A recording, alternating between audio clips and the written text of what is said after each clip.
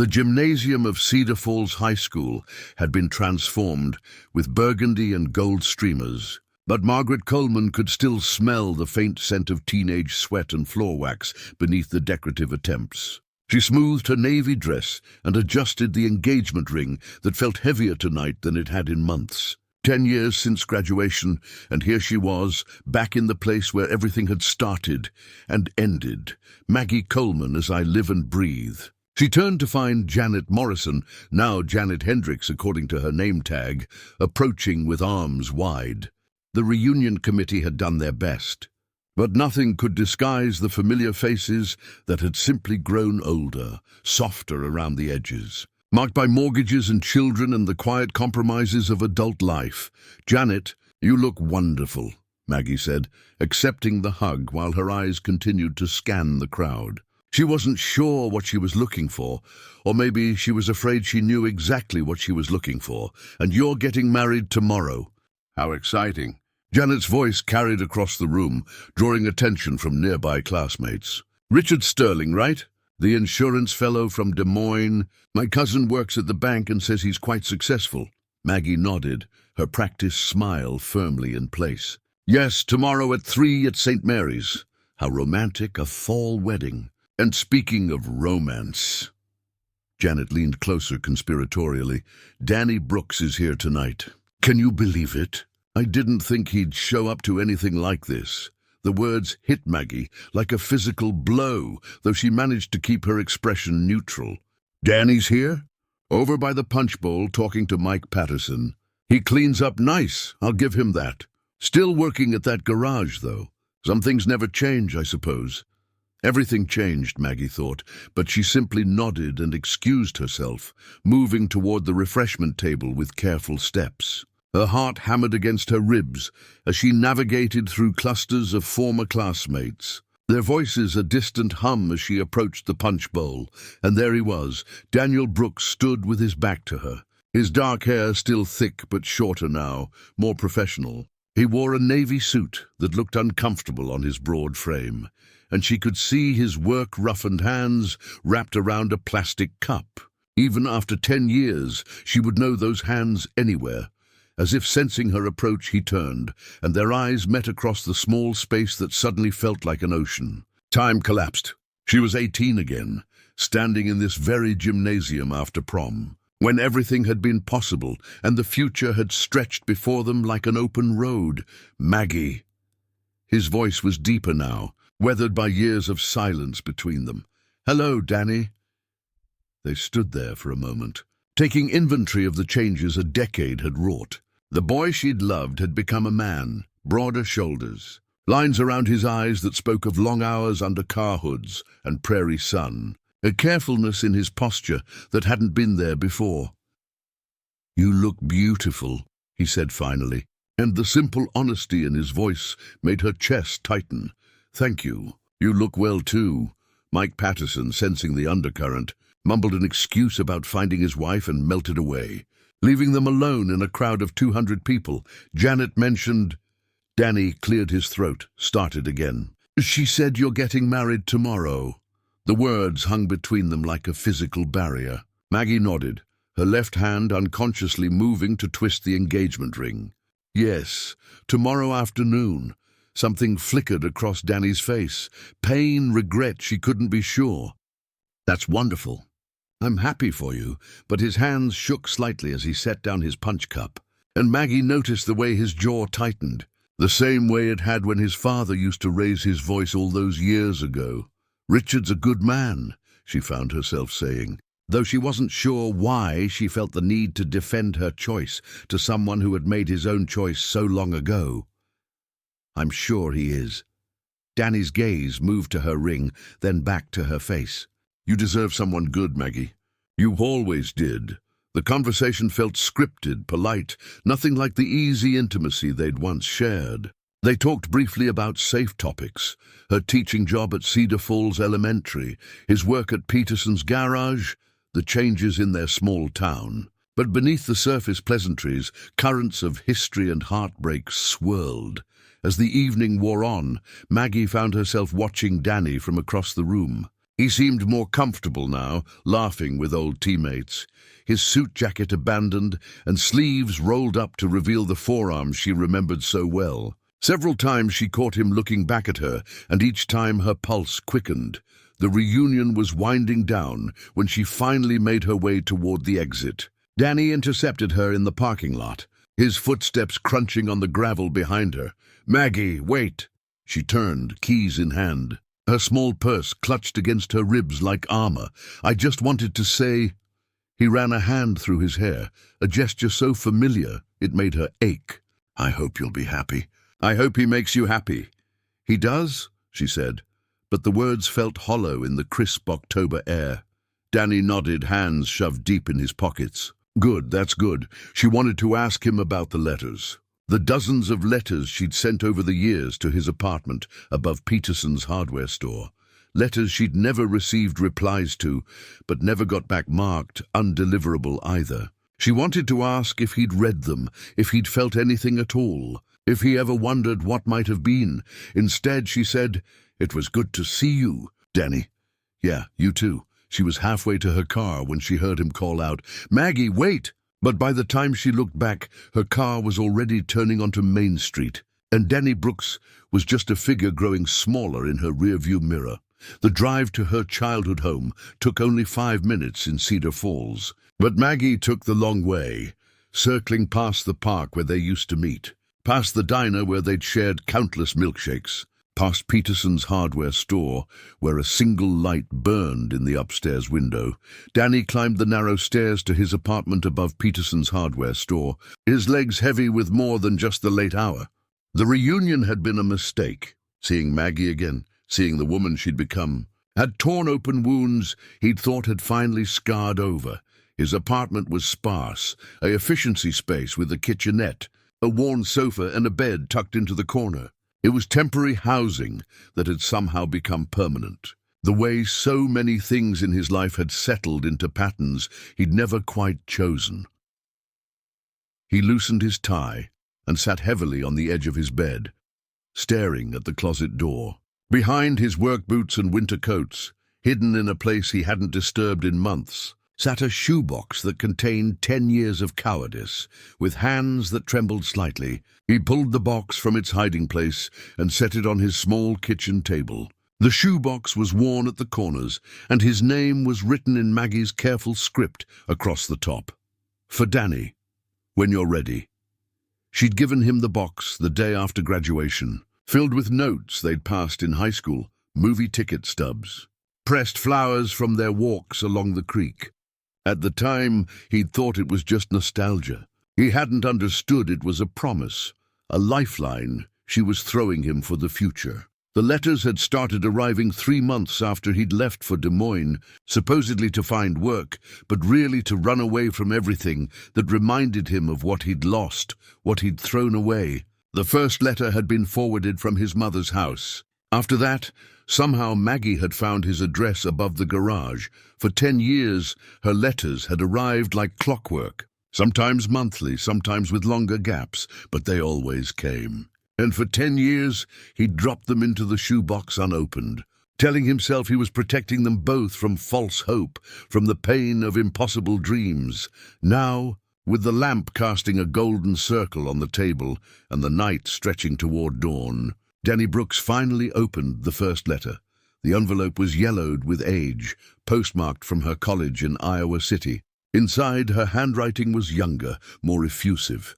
"Dear Danny, I know you said we should make a clean break, but I can't seem to manage it. College is everything we dreamed it would be, big and exciting and full of possibilities. My roommate is from Chicago, and she thinks Iowa is just corn and cows, but I keep telling her about the sunsets over Miller's Pond and how the whole sky turns purple and gold. I don't think she believes me. I'm studying elementary education like we talked about.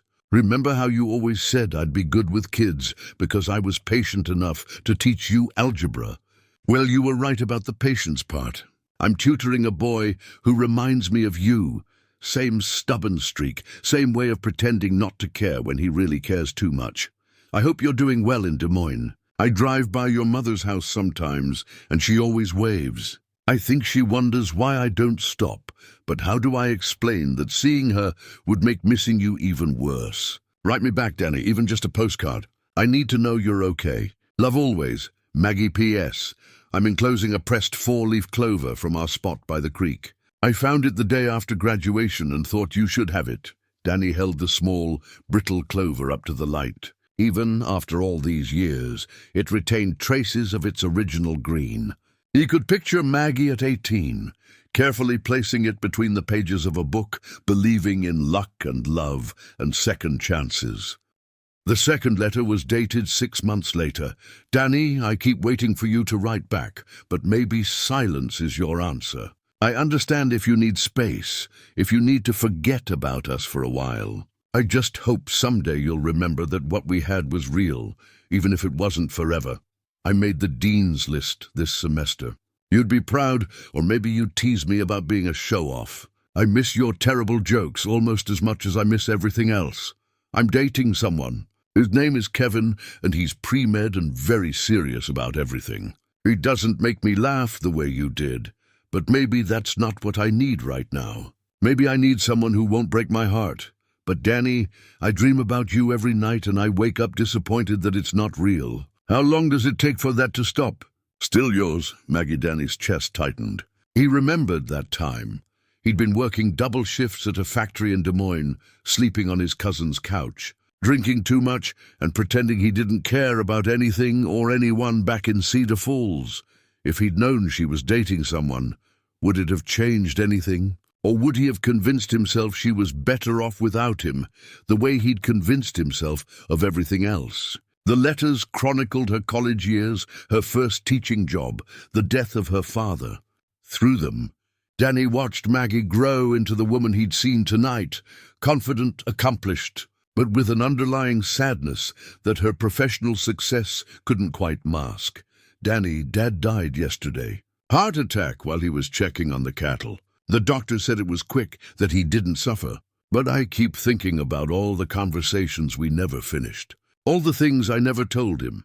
I know you and Dad weren't always on the best terms. He thought you were too good for garage work, and you thought he was too hard on you. But he respected you, Danny. After you left, he told me once that you were the only boy who'd ever been good enough for his daughter. I think he was hoping you'd come back. The funeral is Thursday at St. Mary's. I don't expect you to come. I know it would be awkward, but I wanted you to know. I wanted someone to know how much it hurts to lose the people who love us, even when that love is complicated. I found some of his old letters to Mom from when he was in Vietnam. They're beautiful, Danny, full of hope and plans and promises. It makes me think about the letters I write to you, the ones you never answer. Maybe love letters aren't meant to be answered. Maybe they're just meant to be written, to prove that the feeling existed, even if only for a moment. Missing you, Maggie. Danny set the letter down with shaking hands. He remembered the day Frank Coleman died. His mother had told him about the funeral, and he'd driven halfway to Cedar Falls before turning around, convinced he had no right to intrude on Maggie's grief when he'd been the one to walk away. The middle letters chronicled her struggles as a new teacher, her small triumphs and daily challenges. She wrote about the farmhouse she'd rented on the edge of town, about planting a garden and learning to live alone. She mentioned other men occasionally, the principal who asked her to dinner, the farmer's son who brought her flowers, but always in passing, as if they were footnotes in a story still being written. Danny, I've been thinking about the night we graduated, when you said we were too young to make forever promises. You were probably right. We were 18 and thought we knew everything about love and life and the future. But here's what I've learned in the 5 years since. Some promises aren't about forever. Some promises are just about right now, about choosing to love someone as fully as you can for as long as you're able. I think we were too scared to make even those small promises. And maybe that's why everything fell apart. I'm 23 now, old enough to know that perfect love doesn't exist, but brave enough to believe that real love does. I don't know if what we had was real love or just the intense, desperate kind of feeling you have when you're young and everything seems like life or death. I guess what I'm trying to say is that I've stopped waiting for you to write back. But I haven't stopped missing you. I don't think I ever will. Love, Maggie. By the time Danny reached the letters from her late 20s, the sky outside his window was beginning to lighten. Maggie's handwriting had matured, become more confident, but the underlying loneliness remained. Danny, I've started seeing someone serious. His name is Richard Sterling, and he's everything my mother always said I should want in a husband: stable, successful, kind. He sells insurance and drives a nice car and talks about our future like it's already decided.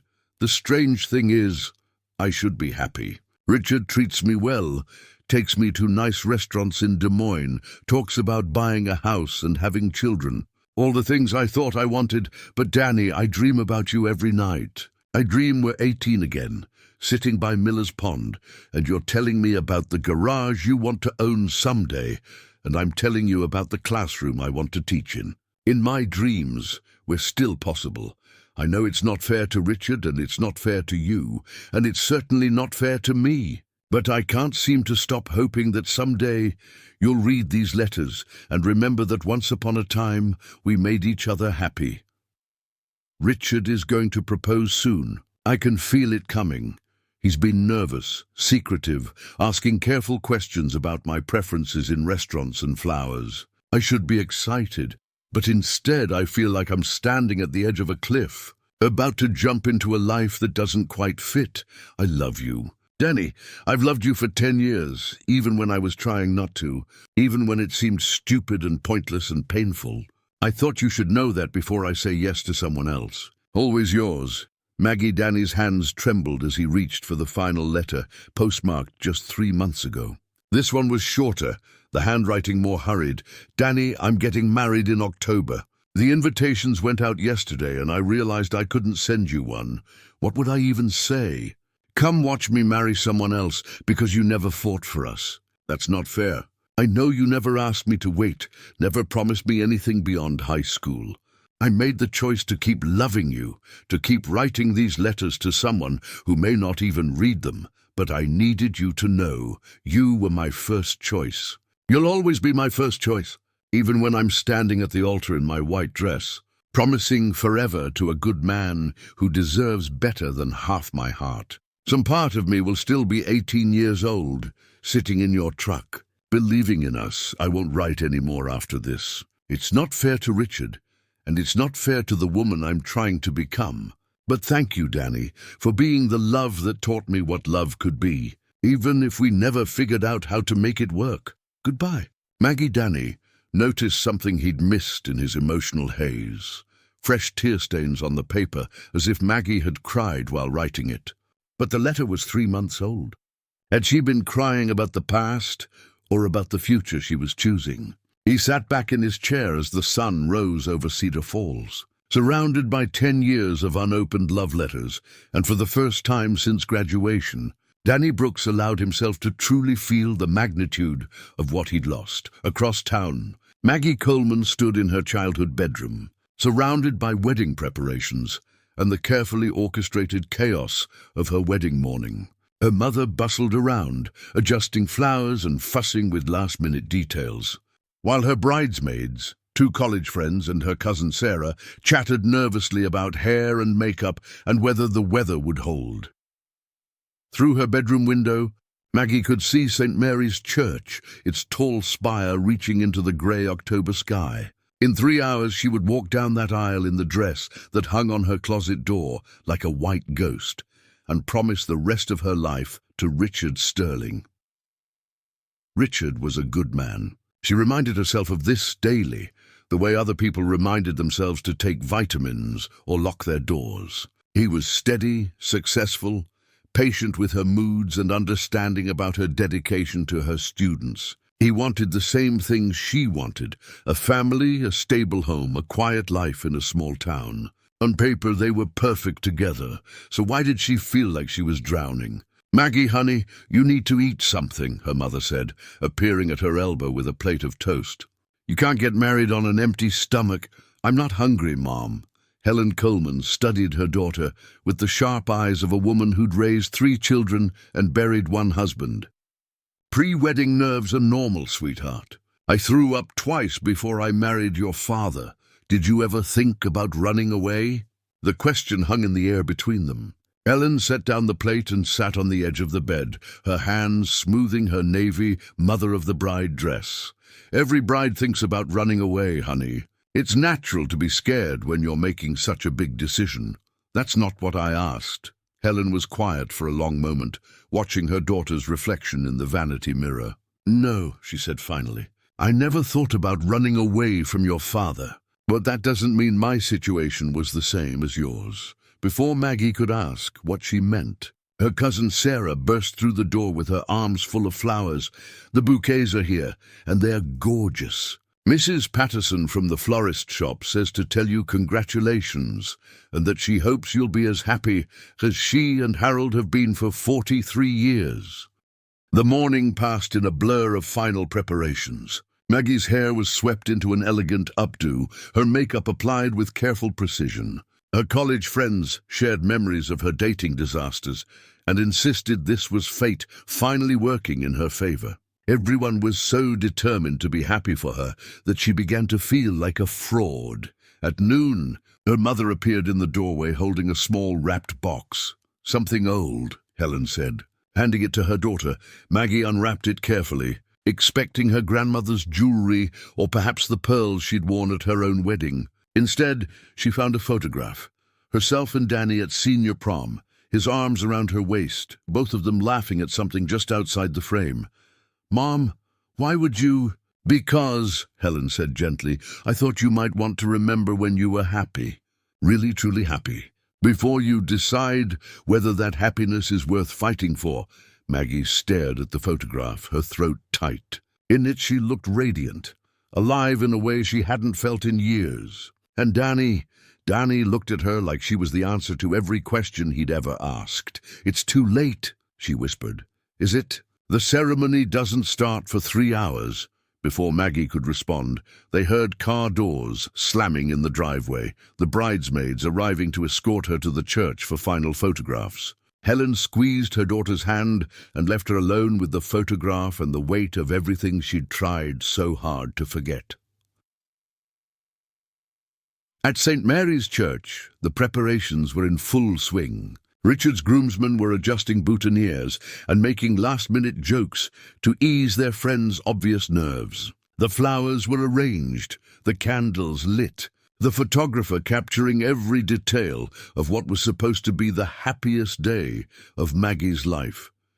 Richard Sterling stood at the altar, checking his watch for the 3rd time in 5 minutes. He was a handsome man in a conventional way, tall, clean-shaven, with kind eyes behind wire-rimmed glasses. His suit was perfectly tailored, his shoes polished to a high shine. He looked exactly like what he was, a successful, responsible man ready to take care of the woman he loved.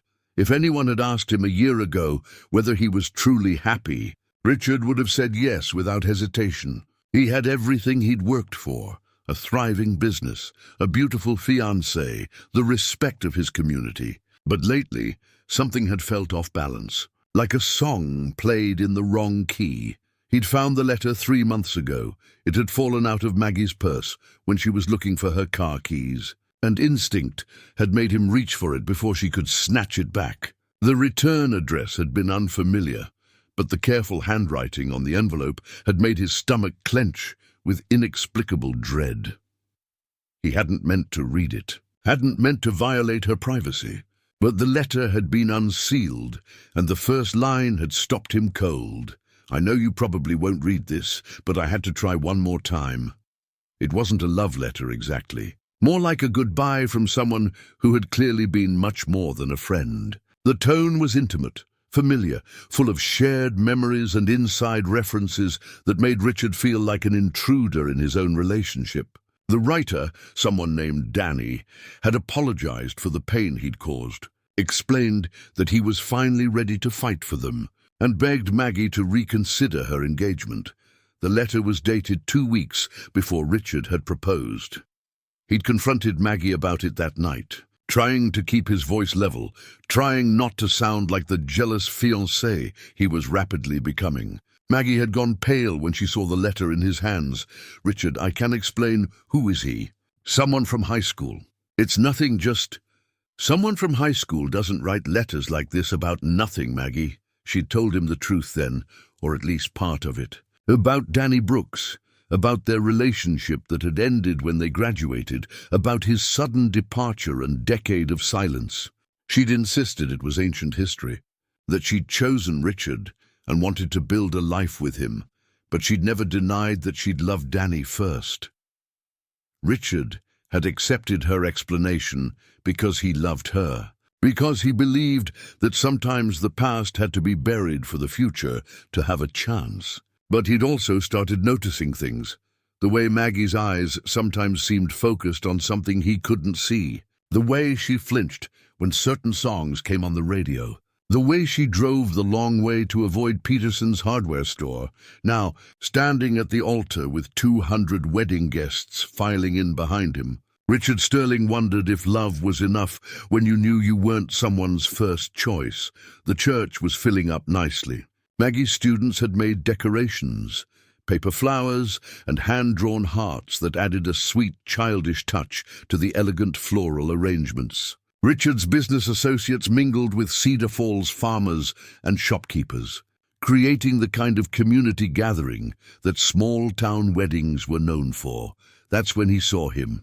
Danny Brooks stood in the back of the church, clearly uncomfortable in a suit that looked borrowed, his dark hair slicked back and his hands clenched at his sides. He wasn't looking at the altar or the flowers or the gathering guests. He was looking at the door that led to the church basement, where Richard knew Maggie was having final photographs taken with her bridesmaids.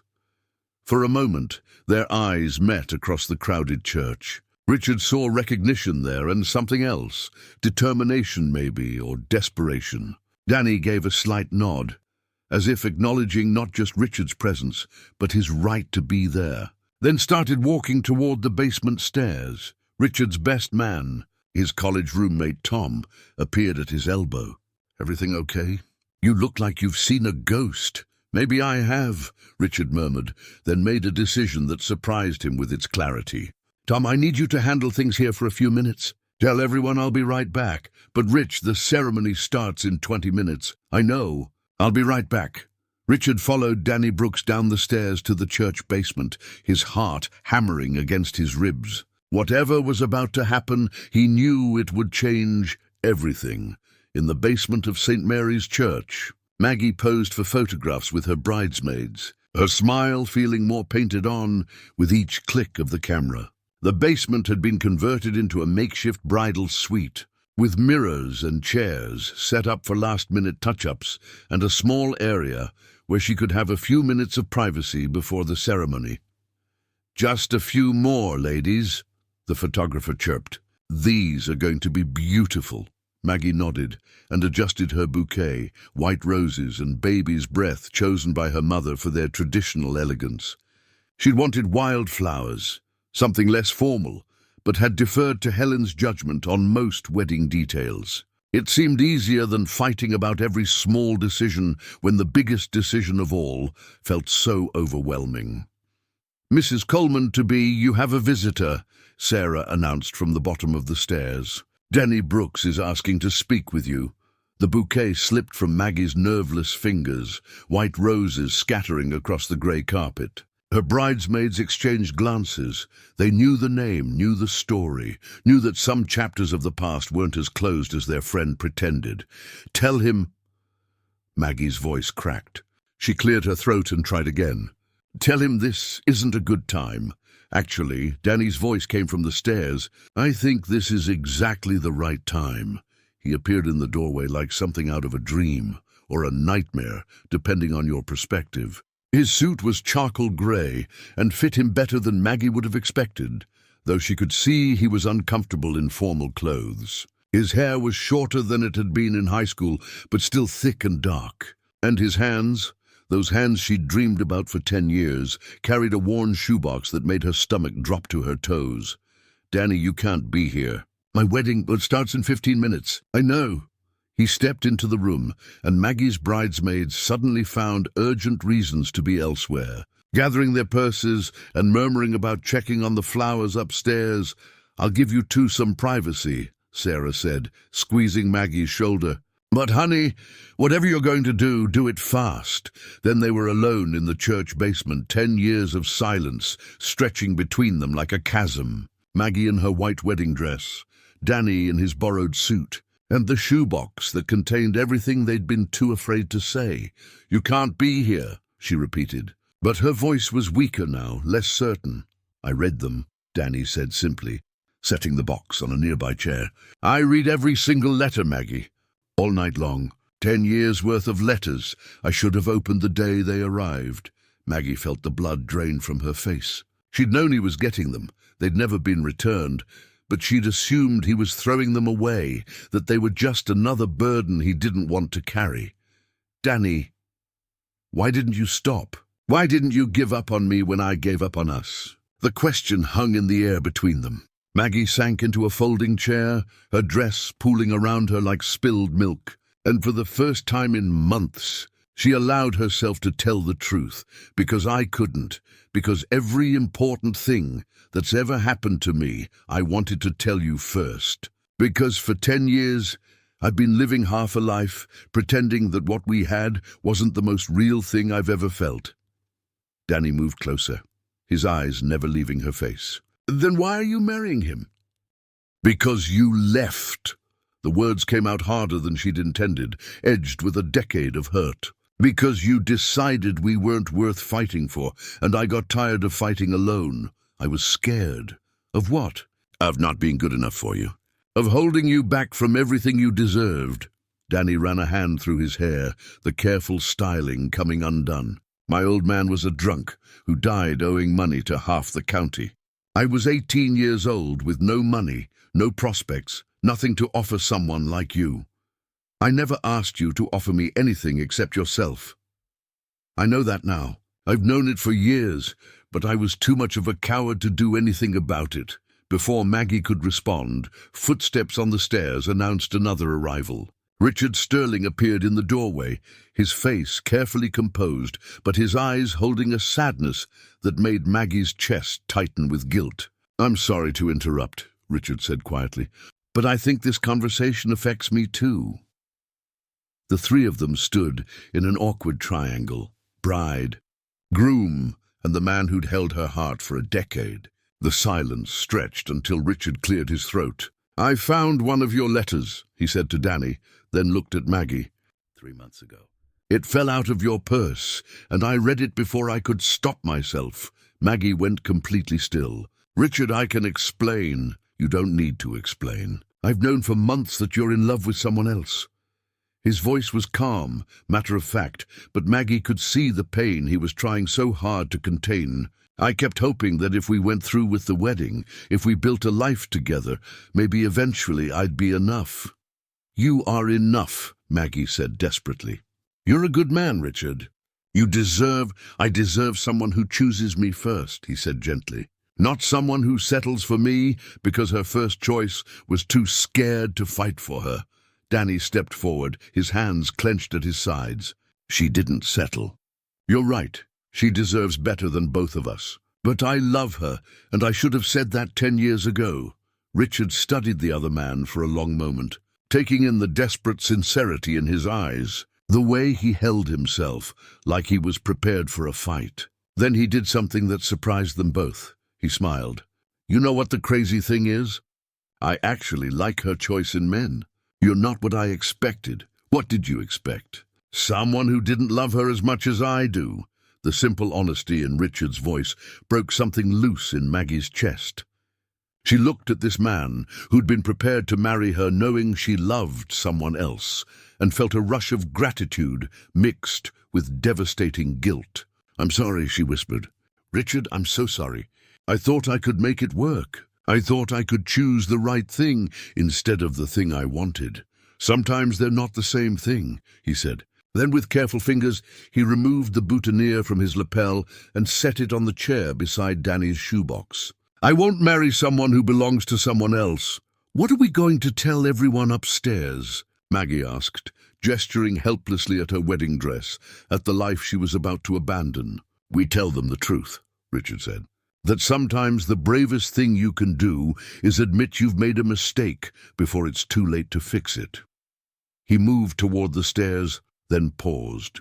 For what it's worth, I hope you two figure it out this time. You've waited long enough. Then he was gone, leaving Maggie and Danny alone with 10 years of unfinished business and a church full of wedding guests waiting for a ceremony that would never happen. The silence stretched between them until Danny spoke, his voice rough with emotion. Are you going to be okay? With all this, with him? I don't know, Maggie said honestly. I don't know anything right now except that I can't marry someone else while I'm still in love with you. Are you? Still in love with me?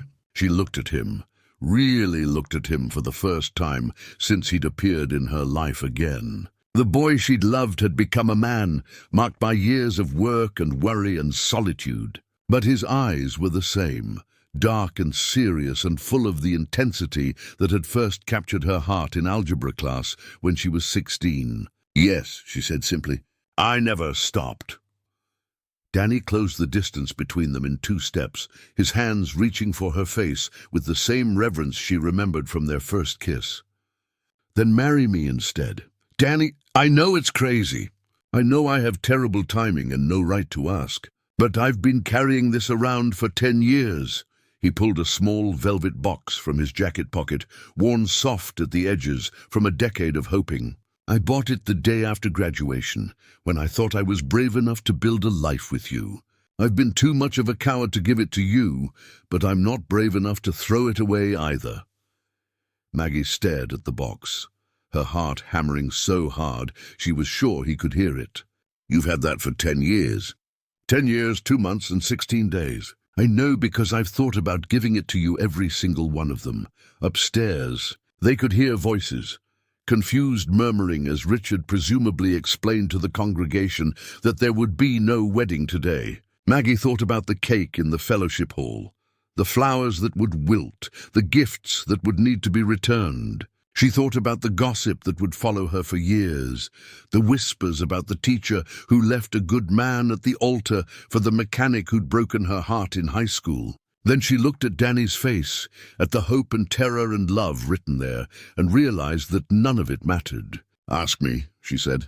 Danny dropped to one knee right there in the church basement, still in his uncomfortable suit, surrounded by folding chairs and the detritus of a wedding that would never happen. Margaret Coleman, he said, his voice shaking, will you marry me? Not today, not in front of all these people, but someday when we figure out how to do this, right? Will you take a chance on us again? The ring was simple, a solitaire diamond that caught the fluorescent light and threw tiny rainbows on the grey walls. It wasn't the large, impressive stone Richard had chosen, but it was perfect in its simplicity, in the love and sacrifice it represented. Yes, Maggie said, and laughed when Danny's hands shook so hard he could barely slide the ring onto her finger. Yes, I'll marry you. Eventually. They were still on the basement floor, Danny's arms around her and her wedding dress spread out like a cloud, when Sarah appeared at the top of the stairs. Maggie? People are starting to ask questions, and your mother wants to know if you need anything. Maggie looked up at her cousin, then at Danny, then at the ring on her finger that felt more right than anything had in years. Tell them, she said, that there's been a change of plans. The next few hours passed in a blur of explanations, apologies, and awkward conversations. Richard had handled the situation with more grace than either Maggie or Danny deserved, explaining to the gathered crowd that sometimes love required difficult choices and asking for their understanding and support. Some guests left immediately, scandalized by the drama. Others lingered, curious about the story unfolding before them. But a surprising number stayed, drawn by the raw honesty of what they'd witnessed and the realization that they were seeing something rare. 2 people choosing love over convenience, passion over safety. Mrs. Peterson from the hardware store was the first to start clapping. She stood up in the middle of the church, her elderly hands applauding slowly but steadily, and called out, "About time you two figured it out." Others joined in, and soon half the congregation was on their feet, celebrating the love story they'd all been watching unfold for years without realizing it. 6 months later, on a warm spring evening, Maggie and Danny were married in the same church. It was a smaller ceremony, just family and close friends, with decorations made by Maggie's students and flowers from the garden she'd planted behind Danny's garage. Maggie wore a simple dress, ivory instead of white, and carried wildflowers instead of roses. Danny had bought a new suit, navy blue this time, and his hands were steady when he slipped the wedding band next to the engagement ring he'd finally been brave enough to give her. Richard Sterling sent flowers, daisies with a note that read, "For the love that was always meant to be," and Maggie cried when she read it, grateful for his kindness and his understanding. The reception was held at Peterson's hardware store, the aisles cleared and tables set up between the paint cans and garden tools. It wasn't elegant or sophisticated, but it was theirs, surrounded by the community that had watched them fall apart and come back together. During their first dance to a song playing on an old radio, Danny pulled Maggie close and whispered, "No more letters. From now on we talk face to face. Promise?" she asked, though she was smiling. "Promise. I've wasted enough time being afraid of what you might say." As they swayed together in the golden light filtering through the hardware store windows, surrounded by the laughter and love of their friends and family, Maggie thought about the letters that had brought them back together. 10 years of words written in hope and faith and stubborn, enduring love. She'd kept them all, of course. Danny had given her the shoebox on their wedding day, telling her they belonged to her now, that they were proof of what they'd survived and what they'd learned. Someday, maybe, she'd read them to their children. A love story written in real time, with all its messiness and mistakes and moments of grace. But for now, she was content to dance with her husband in the place where their new life together was just beginning, knowing that some loves are worth waiting for, worth fighting for, worth 10 years of unanswered letters and the courage to finally come home. Outside, the Iowa sunset painted the sky in shades of purple and gold, just the way she described it in that first letter all those years ago. And for the first time since she was 18 years old, Maggie Coleman Brooks felt completely, perfectly, impossibly happy. Thank you for listening to this story until the end. If you enjoyed it, please support the channel, subscribe, leave a like, and share your thoughts in the comments so you don't miss the next episodes. See you in the next story.